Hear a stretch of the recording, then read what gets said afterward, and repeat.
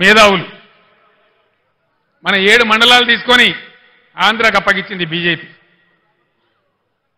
మన సీలేరు ప్రాజెక్టు సంవత్సరానికి 300 మెగావాట్ల కరెంట్ వచ్చే ప్రాజెక్టును బలవంతంగా గుంజి ఆంధ్రాకి అప్పగించింది బీజేపీ.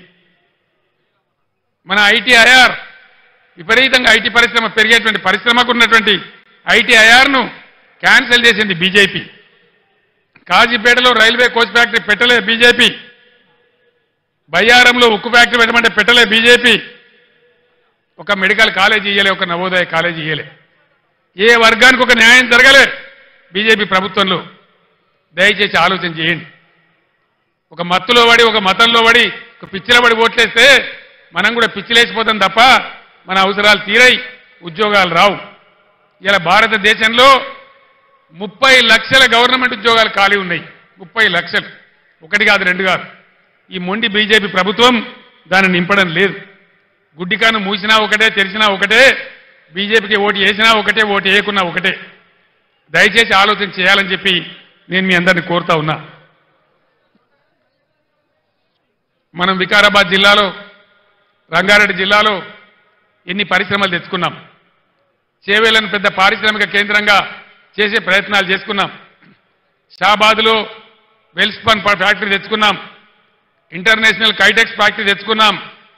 చందన్ వ్యాలీలో అమెజాన్, కటేరా, కుందానా, ఈస్టర్ కంపెనీలు ఏర్పాటు చేసుకున్నాం. సీతారాంపూర్లో ఎలక్ట్రానిక్ వెహికల్స్ తయారు చేసే కంపెనీ తెచ్చుకున్నాం. శ్రీ మీద రైల్వే కోచ్ ఫ్యాక్టరీని ఇదే నియోజకవర్గంలో పెట్టుకున్నాం.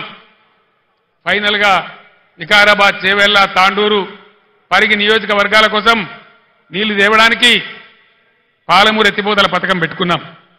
ఉద్దండాపూర్ రిజర్వాయర్ మన కోసమే నిర్మించుకున్నాం, మన చేవెళ్ల కోసం, రంగారెడ్డి కోసం. అది రాబోతా ఉన్నది. ఈ ప్రభుత్వం పాలసీ ఏంది, దాని మీద కూడా వీళ్ళు కుయ్యలేదు, కుట్టుకులేదు.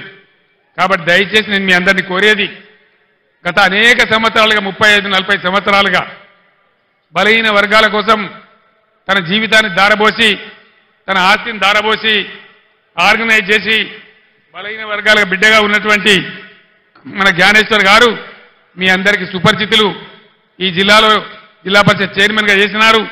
మీ అందరికీ సేవలు కూడా అందించినారు. మీ అందరికీ కూడా నేను ప్రార్థించేది, ఇంతకుముందే కొందరు పెద్దలు చెప్పినారు, జ్ఞానేశ్వర్ గారు కూడా చెప్పినారు.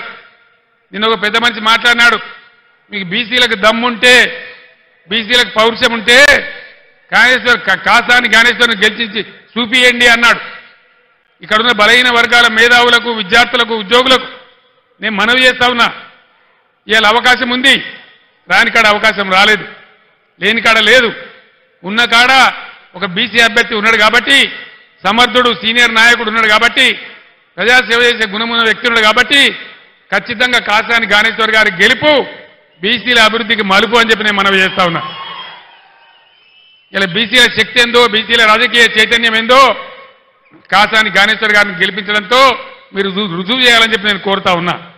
ఆ విధంగా ఏ రకంగా చూసినా ఈ రాష్ట్ర ప్రభుత్వం మెడలు వంచి మీకు ఇచ్చిన వాగ్దానాలు అమలు చేయించాలన్నా, బలహీన వర్గాలకు, బడుగులకు అందరికీ న్యాయం జరగాలన్నా, తెలంగాణ రాష్ట్రాన్ని మళ్ళా బ్రహ్మాండంగా ముందుకు తీసుకుపోయే పద్ధతులకు దారులు పడాలన్నా ఖచ్చితంగా ఇవాళ బీఆర్ఎస్ పార్టీ గెలవాల్సిందే.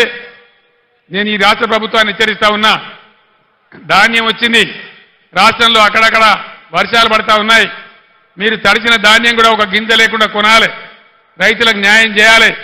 బీఆర్ఎస్ పార్టీ ప్రజల యొక్క మీరు ఇచ్చిన వాగ్దానాలు నెరవేర్చేదాకా ఖచ్చితంగా మీ వెంటబడి వేటాడుతుంది తప్ప మిమ్మల్ని వదిలిపెట్టే పరిస్థితి ఉండదని మనవి చేస్తూ, ఇలా ఈ సభకు నేను వస్తా ఉంటే ఒక 300-400 బస్సులు దాటుకుంటూ వచ్చిన కార్తీక్ రెడ్డి గారు నేను కారులో కూర్చుండి వస్తా ఉంటే ఇంకా 400-500 బస్సుల మంది ఇక్కడికి చేరనే లేదు. ఇంత పెద్ద ఎత్తున ఇక్కడికి మీరు తరలి వచ్చినారంటే కాసాని జ్ఞానేశ్వర్ గారి గెలుపు ఖాయమైందని చెప్పి నేను సంతోషాన్ని వ్యక్తం చేస్తూ మీ అందరికీ ధన్యవాదాలు తెలియజేస్తూ కారు గుర్తుకే ఓటేయాల్సిందిగా కోరుతూ నేను సెలవు తీసుకుంటా ఉన్నా. జై తెలంగాణ.